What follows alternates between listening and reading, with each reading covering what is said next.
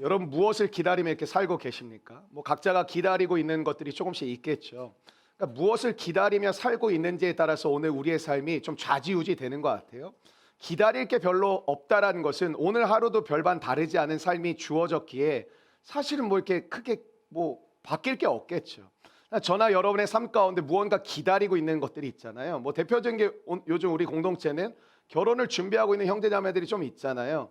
그러니까 결혼을 준비하는 그 날을 기다리고 있는 것이죠. 그 날을 기다리면서 즐겁기도 하고 기쁘기도 하고 또 준비해야 될 것들도 있다고 생각을 하고 또 내가 하나님 앞에 갖춰야 될 것도 있다고 생각하니까 그 기다림의 날을 향해 가고 있다라는 것이죠. 하나님이 우리를 부르시고 우리를 이끌어 가실 때 그냥 이끌어 가시는 것이 아닙니다. 분명한 표대를 향하여 우리를 이끌어 가신다라는 것이죠. 그 표대는 어제도 말씀드렸지만 아직 우리 눈에 보이지 않는 것들도 참 많고 아직 우리는 바라기는 않아 내 손에 주어지지 않은 것들이 있습니다. 그러니까 오늘 우리의 삶을 살아갈 때 우리가 그것들을 바란다, 보이지 않는 것들 향해 나아간다라는 것은 기다린다라고 볼 수도 있겠죠. 오늘 저와 여러분의 삶 가운데 하나님이 이렇게 말씀하십니다. 성령을 기다리라 이렇게 이야기를 하시죠. 여러분이 특별히 말씀을 이렇게 익숙한 말씀이라는 거는 딴 거 없어요. 자주 들었던 말씀이고 자주 읽었던 말씀이거든요. 그러니까 여러분이 성경이 어렵다고 하지만 아마 사도행전 1장과 2장과 3장과 4장 정도까지는 되게 쉽다라고 느껴지는 분들도 계실 거예요. 왜냐하면 되게 많이 설교하는 내용이고 가장 많이 여러분이 이렇게 묵상하는 주제고 본문이기 때문에 그렇다라는 것이죠. 여러분 우리는 어렵다고 느껴지는 이유 중에 하나는 실력이 부족해서이기도 하지만 때로는 자주 접하지 않았고 반복하지 않았기 때문에 어렵게 느끼는 것들 되게 많거든요. 공부 잘하는 방법은 딴 거 없어요. 머리 IQ는 거기서 거기에요. 뭐 특별히 머리가 이게 출중한 사람들 있죠, IQ가. 근데 그것을 누가 반복해 가느냐에 따라서 실력은 쌓아져 가는 것이거든요. 타고난 기질이 있다고 생각해요. 타고난 능력이 다르다고 생각해요. 하나님께 앞에 나아갈 때 주님이 우리와의 관계 속에서 특별한 것이 있을까요? 하나님이 나는 너를 특별히 사랑해. 그런 거 없어요. 하나님은 우리 모두를 특별하게 생각하시고 사랑하세요. 근데 저와 여러분이 느낄 때 왜 저 사람은 특별하게 사랑하신 것 같지? 그 사람이 하나님을 특별하게 여기기 때문에 그래요. 특별하게 하나님을 바라보기 때문에 그래요. 특별하게 소중히 여기기 때문에 그렇습니다. 특별히 우리 교회 미혼의 아마 청년들이 연애하는 걸 되게 원하시는 분들이 계실 텐데 왜 그럴까요? 여러분이 아마 정체성과 자존감과 자신감의 문제와 연결되어 계신 분들도 아마 여러분 자신이 아실 거예요. 교제하면 누군가 나를 특별하게 여겨준다. 나를 굉장히 의지할 수 있는 힘을 주어준다. 잘못 속으시면 여러분 사람한테 걸려 넘어집니다. 그래서 사람 중독 걸립니다. 하나님 앞에 나아갈 때 여러분의 마음 가운데 오늘 여러분이 하나님을 특별히 여기는 믿음과 소망의 마음을 가지고 나아가실 때 하나님이 여러분을 특별하게 여기시고 계셨거든요. 그 마음을 여러분의 마음 가운데 채워가시는 그 은혜를 누리시게 되실 줄로 믿습니다. 사도행전은 누가가 기록했거든요. 그러니까 누가복음과 사도행전은 사실은 이게 권을 나눠서 그렇지 두루마리 형태로 성경이 처음에 쓰여졌기 때문에 사실은 한 권의 책이라고 볼 수가 있어요. 누가복음을 읽으시고 난 다음에는 다른 요한복음을 읽기보다는 누가복음을 읽으시고 사도행전을 연달아서 읽어가시는 것이 저는 좀 추천드리고 싶고 그렇게 읽는 것이 좀 좋지 않나 그런 생각이 듭니다. 근데 오늘 1절과 2절의 말씀이 사도행전 전체의 서론이잖아요.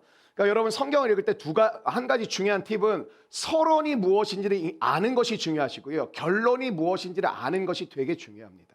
그러니까 오늘 서론은 여러분이 별로 관심이 없는 부분인데 이게 누구에게 쓰여졌는지에 대한 내용인데 데오빌로요 뭐 이러면서 나오는데 결국엔 뭐 데오빌로에게 썼다라는 건데 데오빌로는 정확하게 어떤 사람인지 어떤 대상인지 잘 알기가 어렵다고 학자들도 이제 어려워합니다.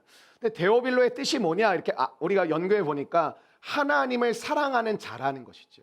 그러니까 이 사도행전의 말씀은 데오빌로 각하라고 하니까 그 당시 연대기를 맞춰보면 이 데오빌로가 어느 왕이었겠다고 우리가 이렇게 추측할 수도 있거든요. 근데 데오빌로라는 이름의 뜻을 해석해 보니까 이 말씀은 오늘 하나님을 사랑하는 자들에게 쓰여진 하나님이 우리 가운데 베풀어 주신 말씀이라고 받아들이면 우리가 참 좋겠다고 생각이 들어요. 하나님을 사랑하십니까? 그러니까 여기 절에서 오셨어요? 네. 하나님 사랑하십니까? 여러분 하나님 사랑하시고 아멘하고 귀찮아하지 마세요.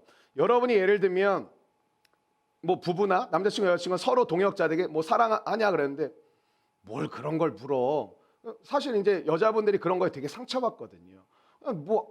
좋아해 이렇게 한마디 해주면 되는데 사실 저도 잘 못해가지고 뭐 이렇게 뭐 썩 잘 이렇게 말은 못하겠지만 고백하고 하나님 앞에 드려지는 여러분의 결단이 굉장히 중요합니다. 하나님의 말씀이 마음속에서 맴도는 건 굉장히 중요하지만 그 말씀을 믿는다라는 건 어떤 증거가 나타나면 입으로 선포되어지는 거예요.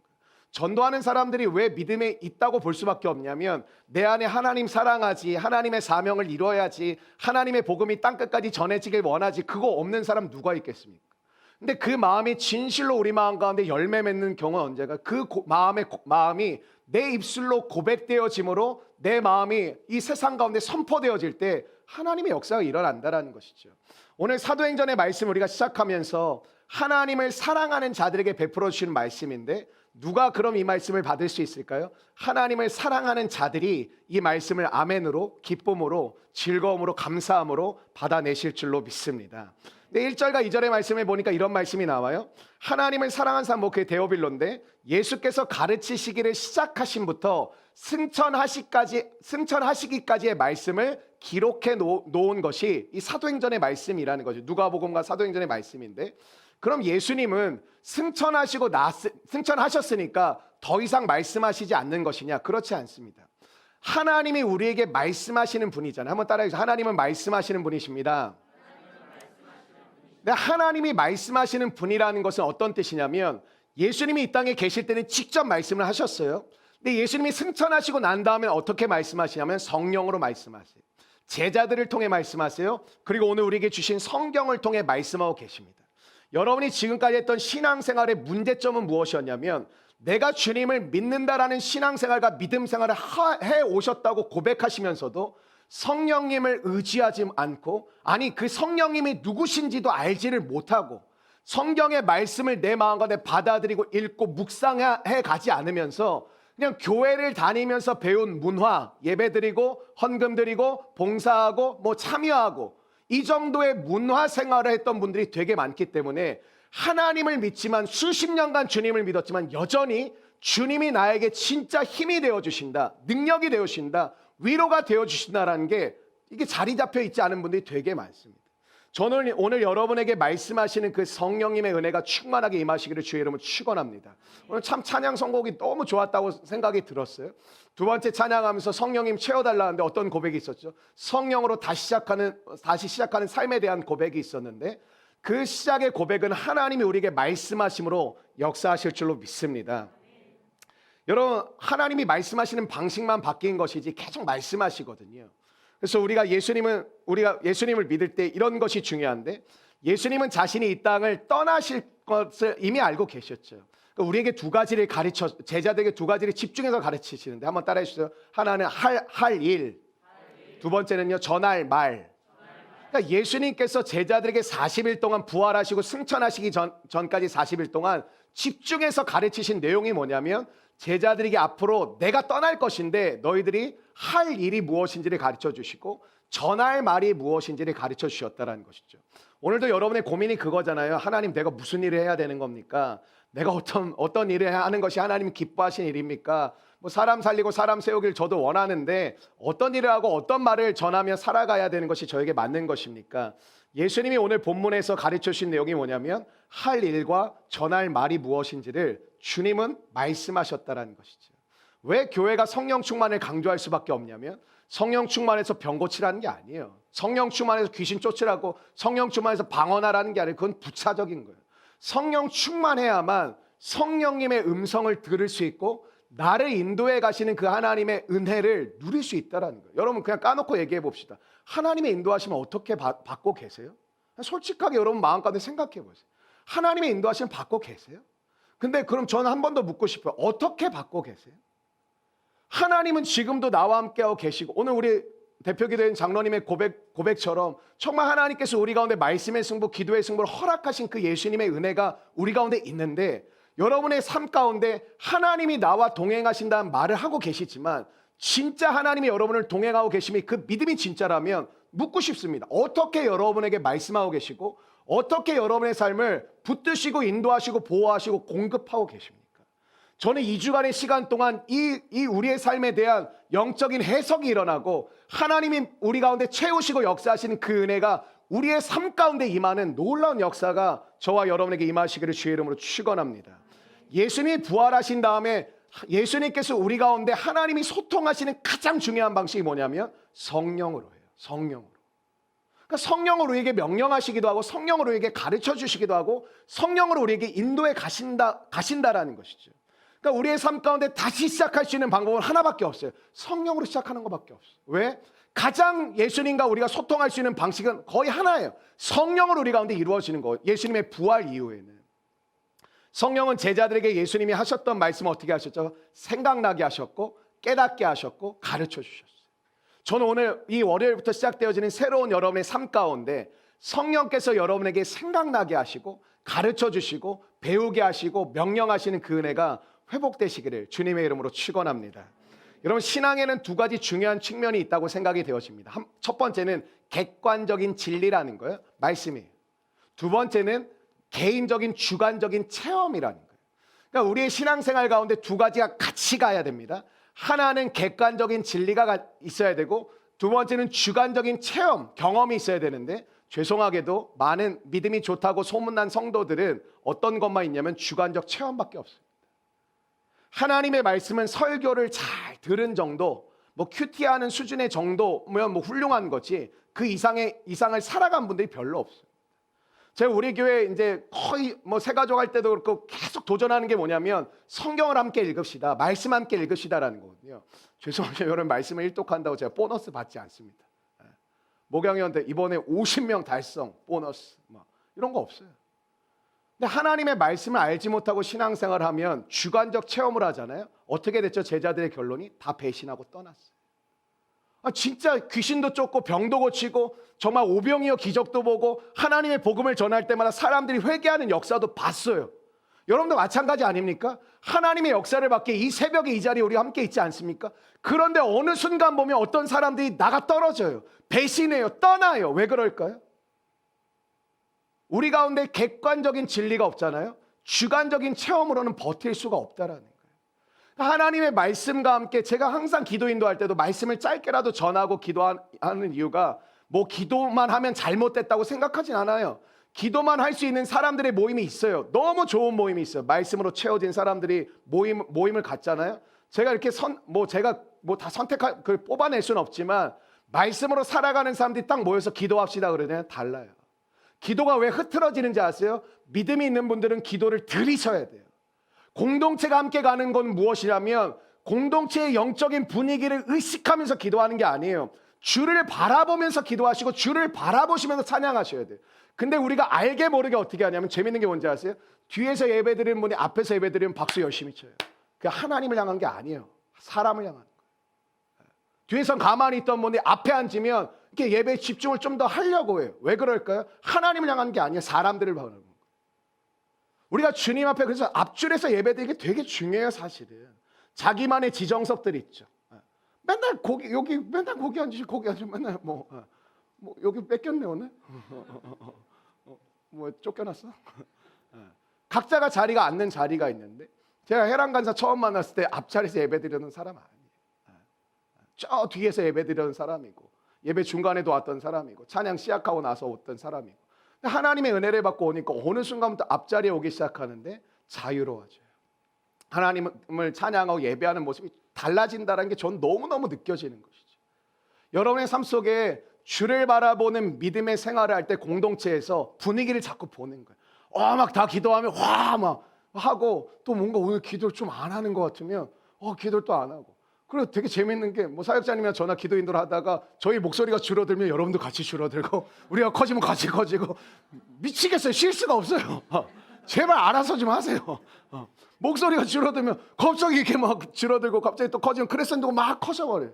그러니까 우리가 믿음으로 서게 하신다는 게 뭐냐면 내가 사람들을 바라보고 의식할 수밖에 없죠. 주변에 사람이 있으니까. 그러나 내 앞에 계신 주님을 바라보며 마음과 뜻과 정성을 드리는 그 믿음의 상태가 되잖아요. 달라요. 어떤 사람들이 있는지 알아요? 손 들고 싶어요. 근데 의식해요. 한패 더 막 하고 싶어요. 가끔 막 사회자가 뛰잖아요. 막 이렇게. 같이 뛰고 싶은데 뭐 나 술 취한 사람처럼 듣네. 근데 이게 막 의식이 되는 거예요. 여러분 누가 필요한지 아세요? 교회나 가정이나 공동체나 세상이나 선두자가 필요해요. 앞서 뛰어가는 자가 나타나잖아요. 사람들은 따라요. 유행이란 게 뭐예요? 누가 하면 따라하는 거예요. 근데 이 세상에서 하나님 앞에 살아가는 여러분이 선두자로 뛰어나아갈 때 사람들은 여러분을 따라갈 거예요. 왜 여러분의 삶 가운데 제자를 삼고 복음을 전하는데 왜 사람들이 변화가 안 되고 따라오질 않을까요? 여러분이 선두자에 서지 않고 보면서 그냥 같이 있는 거예요. 여러분, 공동체는 어떤 일이 일어날 때 변화가 되는지 아세요? 예수에 미친 사람이 나타나잖아요. 공동체는 뒤집어져요. 여러분이 다 뒤집어져서 공동체가 뒤집어지는 게 아니라 몇 사람 뒤집어지면 공동체는 뒤집어져요. 대부분은 무리예요. 예수님의 제자들이 나타나잖아요. 그 무리는 뒤집어져요. 저는 여러분이 무리로 끝나지 않기를 원해요. 여러분이 제자가 되어 선두자가 되시기를 주의 이름으로 축원합니다. 선두자가 아닌 사람들은 늘 탓해요. 뭐 집이 뭐 이래서 저래서, 직장이 이래서 저래서, 교회가 이래서 저래서. 여러분, 그런 개척교회는 시작하자마자 망하는 게 개척교회예요. 제가 처음에 얘기했던 게 사람 없다고 못한다고 말하지 말자. 돈 없다고 못한다고 말하지 말자. 우리가 하나님 믿고 시작했으니 그 믿음을 드려보자. 그래서 기도했고 전도했고 주일날 토요일날 맨날 전도했어요. 1년 내내 전도했어요. 근데 우리의 삶 가운데 하나님 어떤 일을 하시냐? 누구를 보내셔서 일을 하시는 게 아니라 이 안에서 변화를 일으키시는 거예요. 그리고 사람들이 들어오니까 이 변화된 사람들의 무리 안에 사람들을 보내시니까 이 사람들이 변화되어 가기 시작하는 거예요. 교회는 어떤 일이 일어나지 않으면 멈추는지 아세요? 이 안에 있는 사람들의 성장이 멈추잖아요. 하나님이 사람을 보내실 이유가 없어요. 이곳에 와봤자 변화가 안 되거든요. 여러분, 진짜 교회를 바라보는 방법이 뭔지 아세요? 변화와 생명의 역사가 있어야 돼요. 전 여러분의 가정과 여러분의 삶과 우리 공동체 안에 변화와 생명의 역사가 일어나기를 주님의 이름으로 축원합니다. 그러니까 3절부터 5절에 보면 한번 읽어보실까요? 3절부터 5절인데요. 시작. 그가 고난받으신 후에 또한 그들에게 확실한 많은 증거로 친히 살아계심을 나타내사 40일 동안 그들에게 보이시며 하나님 나라의 일을 말씀하시니라. 사도와 함께 모이사 그들에게 분부하여 이르시되 예루살렘을 떠나지 말고 내게서 들은 바 아버지께서 약속하신 것을 기다리라. 요한은 물로 세례를 베풀었으나 너희는 몇 날이 못되어 성령으로 세례를. 예수님은 부활하신 후에 부활하셨던 사실을 많은 증거를 보이시는 이유는 간단합니다. 우리가 죽음 이후에 부활이 믿어지시는 분도 있고 안 믿어지시는 분도 계시죠. 근데 예수님의 부활은 예수님이 약속하신 또 다른 영원한 세상이 있다라는 것을 증명한 게 부활이에요. 그리고 그 새로운 세상의 왕이 누구냐면 예수 그리스도라는 것을 증명한 것이 그 예수님의 우리 가운데 나타나신 부활이. 그러니까 저와 여러분의 삶 속에 하나님께서 일하시고 역사하실 때 부활의 신앙이 우리 가운데 자리매김하는 것이 굉장히 중요하다고 생각합니다. 여러분의 삶 속에 부활의 영광이 임하시기를 주의 이름으로 축원합니다. 여러분, 부활을 모르거나 믿지 않으면 십자가의 의미를 알 수가 없습니다. 예수님이 죽고 그냥 끝났다면 무슨 의미가 있겠습니까? 예수님의 부활은 이 세상에 처음으로 일어난 어떤 사건이냐면 생명이 죽음을 이긴 사건입니다. 여러분, 이 세상은 어떤 세상이죠? 죄가 관영한 세상이고 세상의 공중권세 잡은 사탄이 다스리는 나라입니다. 하나님의 전신갑주에 대한 기도를 이제 오늘 우리가 함께 대표로 올려드리셨는데 왜 중요하냐면 세상의 공중권세 잡은 자에게 우리를 향한 유혹과 우리를 향한 넘어짐 뭐냐면 죄입니다. 죄의 결과는 뭐죠? 사망입니다. 사망이 가득한 이 세상 속에서 여러분이 누리는 문화라는 거 잘 보셔야 돼요. 사망으로 여러분이 이끌어갈 수 있어요. 영화고 뭐고 다 좋은데 여러분 즐길 수 있다고 생각해요. 근데 그것들이 여러분의 삶 가운데 폭력을 심어주고 음란을 심어주고 여러분 상에 미움을 심어주고 여러분의 마음 가운데 죄악을 심어준다면 분별할 필요도 있다고 생각을 해요. 그러니까 마블 뭐 너무 좋아하시죠. 사실 마블은 세계관을 심어주고 있거든요. 아이언맨부터 토르부터 여러분이 뭐 그냥 도르마무 그게 다 세계관을 사실은 심어주고 있는 거거든요. 또 다른 시간의 초월을 보여준 게 뭘 상징하는지 아세요? 신을 상징하는 거예요. 시간을 초월하고 공간을 초월할 수 있는 존재는 없거든요. 거기서 아이들에게 청년들에게 심지어 장년들에게까지 또 다른 세계관을 계속 심어주는데 세상의 사망의 문화와 사망의 논리가 가득한 곳에서 우리가 믿음으로 살 수 있는 방법은 뭐냐면 부활의 신앙이 있어야만 가능합니다. 이 세상에서 삶뿐 아니라 우리 가운데 영원한 생명이 있음이 주어졌기에 가능한 것입니다. 사랑하는 한번 같이 선포해요. 생명이 충만하기를 원합니다. 여러분, 생명이 충만해야만 어떤 일이 벌어지냐면 사망 속에서 우리가 살아갈 수 있습니다. 여러분, 세상을 살아가는 이유가 왜 어렵냐면 그냥 힘들어요, 일단은. 근데 여러분이 죄 때문에 힘들다고 생각하지 않죠. 죄로 관영한 사단과 공중권세자가 지배하고 있는 세상 속에서 저와 여러분이 살기가 힘든 이유가 하나 있어요. 믿음으로 살기가 되게 어려워요. 하나님 믿고 살기가 어려워요. 왠지 아세요? 사망이 가득한 곳에서 생명의 횃불 하나 들고 이 사망의 음침한 골짜기를 지나며 하나님을 믿고 선포하며 살아간다는 것이 말처럼 쉬운 게 아닙니다. 근데 더 문제는 뭐냐면 내 안에 예수 그리스도의 생명이 있는가? 예수 그리스도의 능력이 있는가? 이게 없잖아요. 사망의 이 음침한 골짜기 가운데 그냥 사로잡혀 버리는 거예요. 그냥 자빠져 버리는 거예요. 저와 여러분의 삶 가운데 필요한 것들이 참 많아요. 돈도 필요하고 집도 필요하고 차도 필요하고 뭐 여러 가지가 엄청나게 많이 필요하죠. 그러나 여러분의 삶 가운데 진짜 중요한 건 뭘까? 예수 그리스도의 생명이에요. 예수 그리스도의 생명이 없으면, 부활 신앙이 없으면 우리는 이 세상을 똑같이 살아갈 수밖에 없어요. 그 두려움과 염려와 걱정을 이겨낼 수 없어요. 저는 이번 특별 새벽 집회 가운데 특별히 하나님의 거룩한 기적이 일어나길 주의 이름으로 선포합니다. 어떠한 기적이냐면 여러분의 마음이 다시 새롭게 일어나기를 주의 이름으로 축원합니다. 하나님의 생명이 여러분의 마음을 지배하심으로 외로움과 공허함이 떠나가고 하나님의 충만한 생명과 능력이 여러분의 마음 가운데 임재하시기를 주의 이름으로 축원합니다. 여러분, 우린 믿지 않아요. 설교하겠지만 사도행전 3장에 나면서부터 안진뱅이가 성전 미문에 사람들의 등에 엎여가지고 돈을 벌 수가 없고 생계를 유지할 수가 없으면 제발 나 좀 업어서 저기 좀 내려주십시오. 예배당에 들어가는 사람들이 그래도 마음이 좋은 것 같으니 그 앞에서 빌어라도 먹게 살게 해주십시오. 근데 생각해 보십시오. 하루에 3번씩 유대인들은 기도하러 그 성전에 들어갔습니다. 하루에도 수없이 많은 사람들은 성전 미문을 통해서 성전을 들어갔고 기도를 드리고 나왔습니다. 근데 여러분 뭔지 아세요? 예수님, 하나님을 믿는 그들의 신앙 가운데는 이 안진뱅이를 보며 나을 수 있다라는 믿음은 없었어요. 성전 미문에 앉아있는 그 안진뱅이를 보고 기도를 드리고 예배를 드리고 나오면서도 이 안진뱅이를 보면서 이 사람이 예수님의 능력으로 날 수 있다라는 그 믿음은 없었어요. 혹시 우리는 어떤가요? 이 새벽까지 깨우며 온 난리를 치고 있는데 우리의 믿음은 이곳에 와서 기도하고 예배하고 은혜를 받지만 이 문을 나설 때 하나님 앞에 여러분 직면하시죠. 오늘 여러분이 닥치는 문제, 여러분이 처하고 있는 두려움, 여러분이 찾아온 염려와 걱정들, 근데 그게 정말 예수님의 이름으로 여러분 해결될 수 있다고 믿으십니까?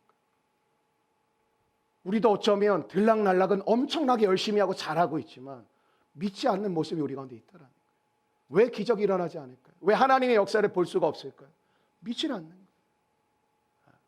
그 여러분이 여러분의 인생을 책임지니 쇠 빠지게 돈 벌어야 되고,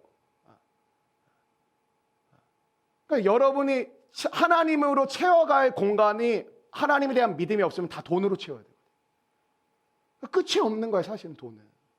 하나님의 역사로 채워가야 될 공간이 하나님의 역사를 믿지 않으니 돈으로 채워야 돼요.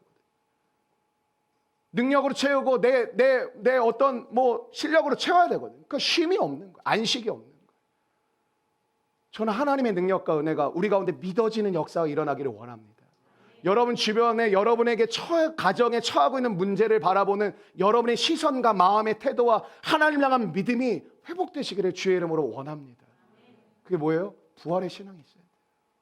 다시 살리시는 그.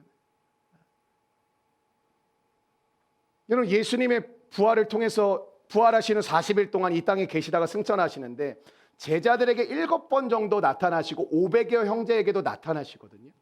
근데 이거 내용이 너무 많으니까 줄여서 얘기하면 저 같았으면 예루살렘 성전에 나타났을 것 같아요. 그 특별히 절기 때 사람들 엄청 막 떼거지처럼 몰려올 때 딱 나타나서 어이 로마군인 와봐. 너 나한테 십자가 못 박은 개 같은데? 엎드려. 그리고 자신의 능력을 나타내고 사람들이 막 회개시켰을 거야. 근데 예수님은 제자들에게 하나님, 그 500의 형제가 무슨 뜻이냐? 하나님을 끝까지 신뢰하고 믿었던 사람들에게 자신을 나타내셨어요. 근데 40일 동안 어떤 일이 있었냐면 하나님 나라의 일을 가르치세요. 할 일과 전할 말을 가르치세요. 이상하죠? 하나님의 그 부활의 영광 우리가 보기만 한다면 미쳐버릴 것 같지 않으세요? 그냥 성령 충만하고 믿음으로 살 것 같지 않으세요? 제자들에게 주관적 체험과 함께 예수님은 끊임없이 40일 동안 객관적 진리를 그들에게 심어주셨어요. 왠지 아세요? 그들이 이미 배신을 해봤거든요. 이미 넘어졌거든요. 체험이 없었나요? 경험이 없었나요? 신비적 은사와 능력이 없었나요? 다 있었어요. 근데 그들은 결국 예수님을 떠났어요. 왜 그럴까요? 주님에 대한 객관적 진리가 없었어요. 예수님은 자기의 부활의 영광의 모습을 나타내며 주관적 체험도 주셨지만 객관적 진리를 40일 동안 꼭꼭 씹어 먹도록 계속 가르쳐 주셨어요. 여러분 생각해 보세요. 저랑 40일 동안 매일 성경 공부한다고 생각해 보세요. 즐겁겠습니까? 네? 해봅시다. 여러분 제자들에게 지금 필요한 것은 부활하신 예수님과의 만남만이 아니라 예수님의 입장에서 뭐냐면 너희들이 하나님의 거룩한 객관적 진리가 너희 마음 가운데 있어야 이 주관적 체험이 더해짐으로 하나님을 향한 믿음의 삶이 계속 갈 수 있다는 거예요. 우리는 어쩌면 하나님의 말씀은 등한시하고 하나님께서 부어주신다는 특별히 교회에 뭐 열심히 다니시는 분들 그런 썰들이 엄청 많거든요. 성령의 임재, 입신, 은사, 뭐 하나님의 거룩한 뭐 치유, 회복, 하나님의 그 주관적 체험이 임하잖아요. 말씀이 눈에 안 들어요. 재미가 없어요. 이거 알아서 뭐해? 기도해가지고 그냥 딱 해버리면 되지. 여러분 하나님의 말씀이 여러분의 마음 가운데 채워지기를 주의 이름으로 축원합니다. 예수께서 떠나신 후에 제자들에게 남는 것은 뭐였죠? 예수님의 말씀밖에 없었거든요. 부활하시면 이제 떠나가시니까 예수님의 죽음과 부활의 의미만 남았어요. 그 의미가 뭐냐면 하나님 나라였어요. 하나님의 통치에 복종하는 하나님 나라 백성을 만드시는 거예요. 40일 동안 성령을 기다리라고 하시면서 성령을 기다리는 명령을 지금 가시잖아요. 그 전까지 40일 동안 하나님 나라에 대해서 계속 가르치시는데 예수님의 제자들이었던 그들은 어디에 있냐면 주님의 나라에 들어오진 않고 주님의 능력과 은혜는 경험하고 체험은 했지만 하나님 나라의 경계선에서 결국 어떻게 했어요? 돌이켰어요.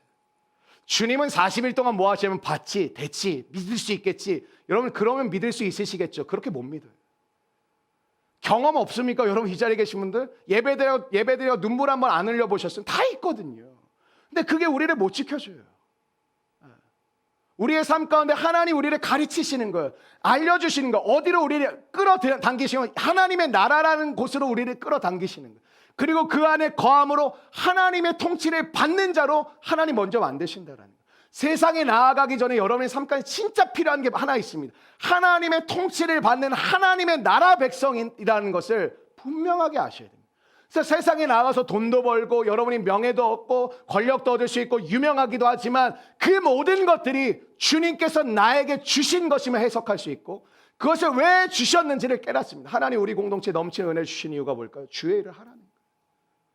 사람들은 계산합니다. 어떤 계산을 할까요?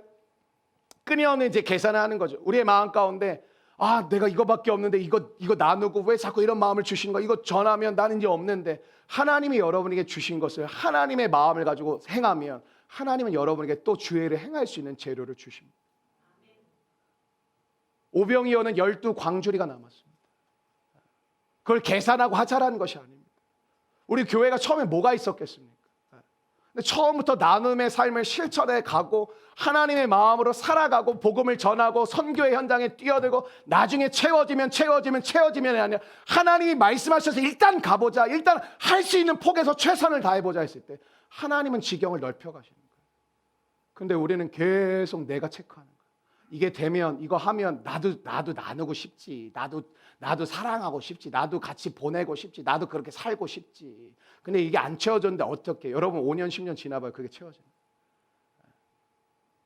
교회가 여기까지 올 수 있는 우리 교회 특별해서가 아니에요. 하나님의 말씀을 주어진 말씀을 나누고 그 말씀대로 실천하려고 부족하지만 해봤어요. 나중에라는 말 하지 말죠. 제가 가정 안에서도 교회 안에서도 뭐 우리 아내도 뭐 아마 힘들 수도 있는데 전 나중에라는 말이 저한테는 별로 없어요. 살아오면서도 늘 그랬어요. 부모님 성실하게 사셨으니까 나중에 뭐 여유가 많지 않았으니까 이해했죠. 나중에 근데 그게 나중에 될까요? 안 돼요.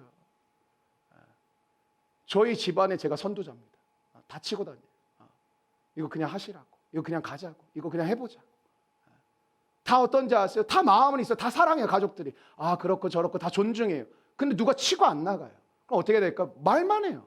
우리 그런 시간 보내보자, 그렇게 해보자, 그런 도전을 하자, 같이 예배하자, 같이 기도하자, 같이 하자. 저희 가정은 서로를 위해 기도하거든요. 제가 동생 만난 이야기도 했죠. 서로 기도 제목을 나누고 동생 가정을 위해 기도하고 동생도 저를 위해서 늘 기도해요. 우리 교회를 위해서 기도해줘요. 그럼에도 불구하고 하나님의 마음을 가지고 그 말씀을 의지하여 나아가는 자가 없잖아요. 아무 일도 이룰 수 없어요. 제가 한 20대 중반에 가정에서 선포했어요. 나중에 어차피 되지도 않는데 그냥 주어졌을 때 할 수 있을 때 하자.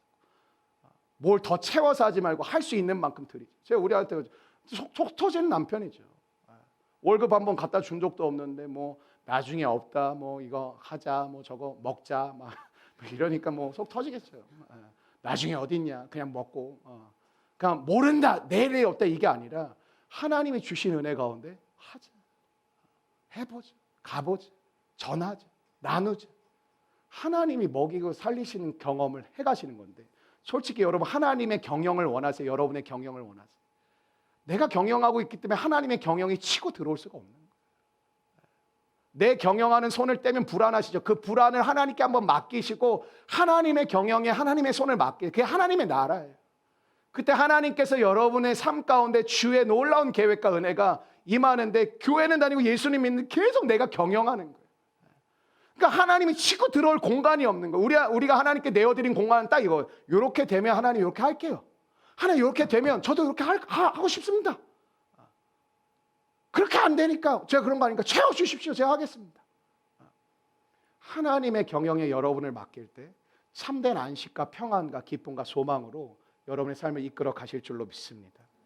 여러분, 하나님이 계속 뭘 하시는 거냐면 하나님의 객관적 진리를 심어주시고 말씀을 계속 심어주시고, 왜냐하면 이제 예수님이 눈에 안 보이거든요. 이제 성령으로 그들을 통치하신다는 말씀 계속, 야 성령이 너에게 임할 것이고, 성령님이 뭔데? 그런 거 있어 임마, 그냥 들어. 성령을 기다려 기도해라. 그러면 성령이 너에게 다스리고, 내가 너희와 함께 했던 것처럼 내가 이제 성령을 통해 너에게 말씀할 거고, 성령의 역사로 너희를 통해 온 세상을 변화시키는 그 일을 내가 할 것이다. 그 말씀을 믿고, 어때요? 예수님이 떠나가셨는데 예루살렘은 제자들에게 머물고 싶은 곳이 아니었어요. 도망치고 부끄럽고 수치와 패배가 있는 자리였어요. 근데 주님이 못 떠나게 하세요. 여러분, 하나님을 생각하기 전에 하나님은 얄밉게 뭘 먼저 하시나요? 여러분을 먼저 돌아보게 하세요. 너 어떻게 살았어? 너 어떻게 지금까지 지내왔지? 하나님 이전 것은 다 지나갔다면서요. 맞아요. 근데 하나님이 여러분이 한번 찍고 넘어가요. 왠지 아세요? 그랬던 너의 삶이 어땠는지 기억해. 그리고 앞으로 내가 너에게 부으고 채우고 공급하고 너를 인도하는 삶이 어떤 것인지를 너가 경험해. 그리고 이제는 너는 내 안에서 참된 능력과 은혜 가운데 나와 영원히 살아가는 그 삶이 시작될 수 있을 거예요. 그걸 계속 가르치는 거지. 여러분, 우리의 삶 가운데 한번 따라 기다림. 여러분, 기다림을 어떻게 생각해요? 가장 답답한 시간이죠. 가장 내가 비참하고 소극적으로 느껴지는 시간이죠. 여러분, 기다림이란 건 어떤 것인지 아세요? 기다림은 주님을 믿는 자들에겐 정체와 멈춤이 아닙니다. 기다림은 가장 소극적인 행동이 아닙니다. 여러분, 기다리지 않으면 만날 수 없습니다. 그래서 기다림은 가장 적극적인 순종입니다. 적극적인 순종이고, 기다림은 놀라운 주를 바라보는 우리의 믿음의 태도입니다. 성령님이 우리 인생 가운데 일하시기 위해 우리가 해야 할 가장 중요한 일이 뭘까요? 한번 따라해 주시죠. 기다림. 가장 중요한 일이 기다림입니다. 아무것도 하지 않음이 아니라 온 믿음을 다하여 기다리는 것입니다. 기다림의 시간은 내가 아무것도 안 하는 시간이 아니에요. 온 믿음으로 주님을 기다리는 시간. 제자들이 아무것도 안 했습니까? 아니요. 온 믿음으로 성령 하나님을 기다렸어요. 예수님이 뭐 성령님이 임하신다고 그랬는데 이거 뭐냐? 기도하고 기다리라고 했으니까 기도하고 기다리고 기도하고 기다렸어요. 여러분, 예루살렘은 제자들에게 수치와 패배와 낙담과 절망의 자리였는데 우리 주님은 우리 자신을 먼저 묵상케 하세요. 너 패배했어, 수치했어, 부끄럽지, 말 똑바로 들어, 이게 아니라 너의 삶에 무엇이 잘못되었는지를 찝어주시는 거예요. 너는 나의 존귀한 자녀인데 너는 사망의 음침한 골짜기에 횃불 하나 들고 서 있지 못했어. 생명의 능력이 없었기 때문에 무너진 것이지 너가 별 볼 일 없고 너가 수치스럽고 너가 아무것도 아닌 존재가 아니라는 것을 가르쳐 주신 거예요. 그리고 주님이 어떻게? 손을 내미세요. 내 손을 잡지 않게. 이 손을 잡고 함께 사망의 음침한 골짜기 생명의 횃불을 들고 함께 나아가지 않게. 그리고 너를 통해 온 세상에 변화될 것을 믿음이 함께 달려가지 않게. 여러분, 그게 사도행전 아닙니까? 사도행전. 성령으로 시작되어진 행동들, 그게 사도행전 아닙니까? 성령으로 말미암아 다시 배신하고 넘어졌고 쓰러졌던 그들에게 다시 부활하신 예수님께서 다시 찾아오셔서 성령으로 말미암아 다시 시작하게 하셨는데, 여러분 사도행전이 영어로 액츠잖아요. 액츠는 뭐예요? 행동들이에요. 어떤 행동들이에요? 성령으로 다시 시작하게 하신 행동들이에요. 저는 우리의 삶 가운데 우리 공동체 조이풀의 사도행전의 역사가 다시 시작되기를 원합니다. 성령으로 다시 시작되어지는 행동들. 말씀을 마치고 싶습니다. 교회가 하나님의 교회가 되는 조건은 단 하나입니다. 하나님의 성령께서 역사하시게 하는 것입니다. 하나님의 말씀이 여러분의 삶 가운데 자유롭게 말씀하시고 이끌어가시고 역사하시도록 하는 것이 성령께서 기뻐하시는 주의 교회인 줄로 믿습니다. 여러분, 우리 자녀들이 하나님의 사람으로 자라게 하는 조건은 단 하나예요. 우리 자녀들 안에 성령께서 자유롭게 일하실 수 있도록 만듭니다. 부모들이 너무 간섭을 합니다. 너무 1부터 10까지 다 결정을 해줍니다. 넌 이거 하면 좋겠다, 저거 해야 된다, 내가 너를 잘 아는데 넌 이거야 먹고라도 산다, 이거 안 하면 너 뭐 할 거냐. 성령님이 역사할 공간이 어디 있습니까? 왠지 아세요? 부모는 자녀들에게 가장 어려운 게 기다림이에요. 애가 방황해. 그거 어떻게 기다려? 다리 몽둥이를 뿌둥져서라도 어떻게 말을 들게 하면 그게 들을까요? 안 듣거든요. 우리는 뭘 못 배웠냐면, 한국 교육의 문제는 다른 게 아니라 빈 공간을 놔두는 법을 배운 적이 없어요. 가정에서도 교회에서도 우리 신앙에서도 빈 공간을 놔두고 기다리는 법을 배운 적이 없어요. 그러니까 비어 있으면 늘 불안한 거예요. 누가 내 옆에 없으면 늘 불안한 거예요. 뭐가 손에 쥐어져 있지 않으면 늘 불안한 거예요. 왜? 빈 공간을 기다리는 그 믿음의 삶을 배운 적이 없거든요. 부모가 자녀를 사랑하고 믿는데, 근데 믿음의 가장 아름다운 행위가 뭔지 아세요? 그 자녀를 신뢰함으로 기다리는 거거든요. 거꾸로 부모를 신뢰함으로 기다리는 거예요. 여러분, 관계가 맨날 좋을까요? 목사님 관계가 너무 당연한 거죠. 좋았다 또 힘드는 거죠. 그게 관계거든요. 근데 그 관계 가운데 뭐예요? 서로를 향한 빈 공간이 없는 거예요. 너 이래? 그럼 난 너랑 못해. 이 교회 이래? 그럼 난 이 교회랑 못해. 이 직장 이따위야? 나 그럼 이 직장이랑 못해. 하나님의 인도하심과 부르심을 받았다고 말을 하는데 왜 늘 당혹스러워? 하나님께 진짜 기도하고 이번에 했는데, 진짜 기도하고 응답받고 갔는데 왜 이런 거지 또? 왜 그럴까요? 우리 안에는 빈 공간이 없어요. 여러분, 오늘 사도행전의 시작은 행동을 하라고 얘기하지 않습니다. 빈 공간 하나님이 만드는 성령을 기다리라. 언제요? 얘기 안 해줘요. 며칠 걸려요? 얘기 안 해줘요. 반드시 성령이 임할 것인데 그 성령을 기다리라. 주님 뭐예요? 빈 공간을 두시고 기다림의 시간을 가지라. 제자들은 불안한 거, 우리 여기 있다가 잡히는 거 아니야? 죽는 거, 감옥에 갇히는 거, 야, 이거 빨리 튀어야 되는데 언제까지인데 우리 한 일주일밖에 시간 없어, 막 이런 상황이었는데 기다리라. 나를 믿고 의지함으로 기다리라. 여러분, 자꾸 이상한 소리들 하는데 삶에 뭐 여유를 갖고 그렇게 갖는 게 아니에요. 하나님의 말씀 속에 여러분의 삶 가운데 빈 공간을 주세요. 그 기다림의 시간 동안 안식하세요. 그 기다림의 시간 주를 바라보며 마음을 편안하게 지내세요. 여러분, 여유가 나요? 내가 여유를 내는 건 뭐냐면, 내가 이렇게 돼가지고 저렇게 되고 조건이 이렇게 되고 저렇게 돼야 난 그제서야 쉴 수 있어. 그런 날 안 와요.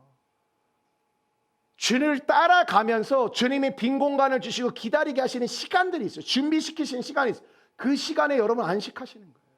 준비하며 안식하고 기도하며, 야, 넌 속 편해 죽겠다. 나 속 편해. 속이 불편해야 됩니까? 속이 편해야 되는 거죠. 넌 속이 너무 편하다. 아무 생각이 없다. 막 그렇게 막 여러분에게 얘기하는, 아무 생각이 없는 게 정상이에요. 뭐 생각한다고 됩니까? 하나님이 기다리고 와서 난 기다립니다. 여러분, 그렇게 걸어가시는 거예요. 오늘 사도행전의 시작은 하나님이 우리가 가장 싫어하는 그 기다림이란 빈 공간을 주시고, 기다려. 약속한 대로 내가 반드시 지킬게. 기다려. 나를 믿음으로. 기다려. 기도하고 쉬어. 기도하고 자. 기도하고 편히 누워. 기도하고 맛있는 거 먹어. 하나님의 성령이 영적인 거에 너무 집착하는 분들은 기도하면서 먹지도 못하고 기도하면서 또 때로는 쉬지도 못해요. 하나님이 우리에게 자유를 주셨어요. 참된 자유와 기쁨과 은혜의 삶이 사도행전입니다. 사도들은 늘 묶여있어요. 사람들의 시선, 자신의 신분, 어부라는 신분, 세리라는 신분, 자기의 위치, 자기의 재정의 상태, 우리처럼 늘 묶여 있었던 사람이었어요. 사도행전의 제자들의 모습이 어떻습니까? 이토록 자유로울 수가 있습니까? 더 부자가 됐나요? 더 좋은 자리에 취직이 됐나요? 더 좋은 위치가 됐나요? 더 좋은 재정의 상태를 가졌나요? 맨날 예수님께 물어줘. 오늘은 뭐 먹습니까? 기다려. 오늘 어디서 잡니까? 캠핑 좋아하지? 노숙. 이게 맨날 그들의 삶이었거든. 근데 그들은 자유로웠어요. 행복했어요. 기뻐했어요. 마지막 순간까지 베드로, 예수님처럼 죽을 수 없다. 나 거꾸로 매달아라. 죽으면서도 기도했어요. 주님, 이들의 죄를 사하여. 스데반 집사 아시잖아요. 여러분, 우리의 삶 속에 첫 번째 행동은 뭔지 아세요? 기다림. 첫 번째 행동은 기다림이에요. 그건 적극적인 행동이에요. 주님 앞에 주를 기다리심으로 하나님의 성령으로 충만케 채워지시는 저와 여러분의 삶이 되시기를 주님의 이름으로 축원합니다. 2주간의 여정 가운데 저와 여러분의 삶에 놀라운 주의 은혜가 임하기를 간절히 기도하고 있고 소망하고 있습니다. 저와 여러분의 삶 가운데 우리 주님께서 여러분의 심령과 마음과 삶을 만지시고 고치시는 은혜가 임하시기를 주의 이름으로 축원합니다. 조금 피곤할 수 있다고 생각해요. 조금 여러분이 지칠 수 있다고 생각해요. 그러나 여러분 그 마음도 주께 드리며 여러분의 마음과 뜻을 주 앞에 드림으로 하나님이 여러분의 새벽을 깨우시고 여러분의 마음을 채우시며 여러분의 성령으로 여러분을 이끌어 가시기를 원하시는 그 주의 약속과 은혜를 누리실 수 있는 우리 조이풀 모든 성도들 되시기를 주의 이름으로 축원하고, 옆에 있는 사람들 함께 가자, 함께 살자, 함께 다시 시작하자는 은혜를 나누셨으면 좋겠습니다. 그 소망과 은혜를 우리가 함께 일어서는 복된 시간 되기를 주의 이름으로 축원합니다.